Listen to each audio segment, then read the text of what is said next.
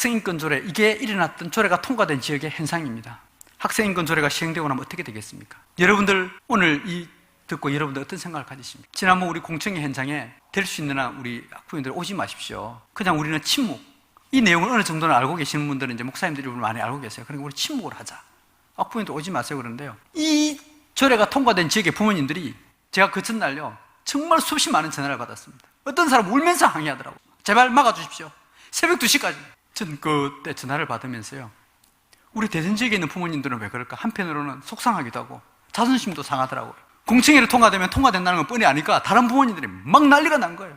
그날 우리 공청회 현장도 처음에는 우리 그런 거 전혀 생각지도 안 했어요. 공정한 논리를 해서 공청회 절차가 잘못됐다, 아까 목사님 말씀했듯이 어떤 그런 문제를 가지고 잘못됐다 이야기하는데, 그날 아까 목사님 말씀했듯이 재정의를 하는데 이런 현상을 보고 누가 감히 가만히 있겠어요?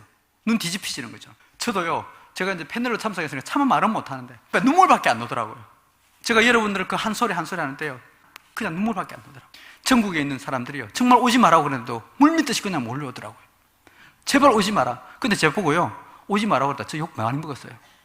왜 오지 마라고 그러냐고. 저보고 책임질 거냐고. 이게 학생인권조례가 통과된 지역의 부모들의 열정과 뜨거움이었습니다. 학생인권조례가 통과된 지역에 나타나는 현상을 데이터만 가지고 객관적인 자료, 아까 이런 같은 경우에는 그렇다 치더라도 실제 나타나는 현상은 데이터만 가지고 제가 한번 살펴보겠습니다. 먼저 청소년 일탈 현상 첨가될 수밖에 없습니다. 아까 있는 거 보십시오. 그걸 인권이라고 가르치는데 어떻게 일탈 현상이 안 나타나겠어요? 인권의 강조 분위 속에 흉기 소지 여부도 확인하라고. 마트에서 구입해도 제재 근거가 없어. 칼부림이 일어나도 어떻게 할 수 있는 방법이 없는 거예요. 서울 지역의 청소년 범죄가 증가하고 있습니다. 2013년 국정감사에서 나온 자료입니다. 24.1%가 증가되었고요. 강주 지역 같은 경우에도 언론 보도에 의하면 4년간의 청소년 범죄가 엄청나게 증가했습니다. 특히 성폭력이 증가합니다. 학생인권조례라든지 인권을 주장하는 사람들이 반드시 아까 했지만 6.8혁명을 봤지만 성을 가지고 항상 이걸 사람을 장난을 쳐요. 두 번째로는 심각한 교권 침해입니다. 중학생이 50대 여교사를 폭행하고, 여러분 너무나 이런 것은 많이 들지 않습니까? 특히 작년에 이천에 있는 모 고등학교에서 일어나는 걸 알 겁니다. 무슨 놈은 말로에 아마 충격적이죠. 빗자루 교사 사건이라고 그래가지고 이게 비일비재하게 나타날 수밖에 없습니다. 교권 침해 건수를 보면 경기도, 강주에 제가 두 사례를 이렇게 제시를 합니다. 경기도 통과된 거 11년도, 이제 통과된 제일 오래된 지역이니까 기하급수로 나타날 수밖에 없는 현상인 거죠. 얘네들은요, 교사 인권은 없대요. 이게 작년 서울교육청에서 교사 직무연수를 시키면서 인권 전문가가 와가지고 이렇게 했던 교육 내용입니다. 그때 보면 이런 내용이 나와요.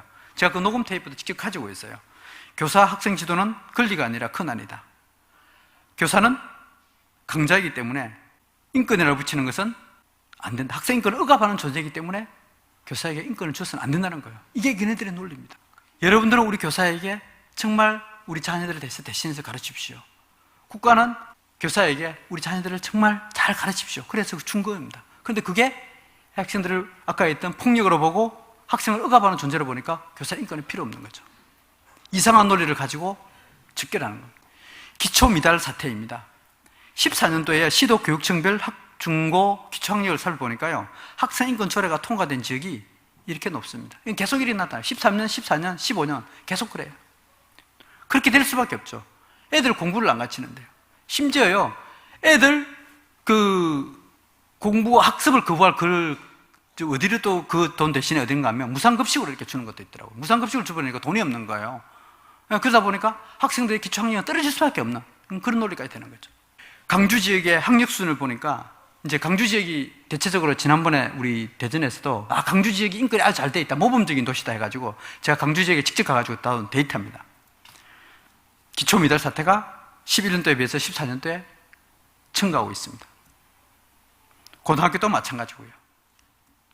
심지어 강주 같은 경우에는 이제 중학생들이 일부 깨어난 부모님들은요, 중학교 때 3학년이 되면 고등학교로 전라도 지역으로 이렇게 전학을 시켰대요. 얼마나 심각한 사태가 벌어집니까? 여러분들 대전 학생인권 조례가 통과되고 나서 우리가 어디로 갈 겁니까? 학생들 공부시키기 위해서 세종으로 갈 겁니까? 어디면 다른 데로 갈 거예요? 서울로 갈 거예요?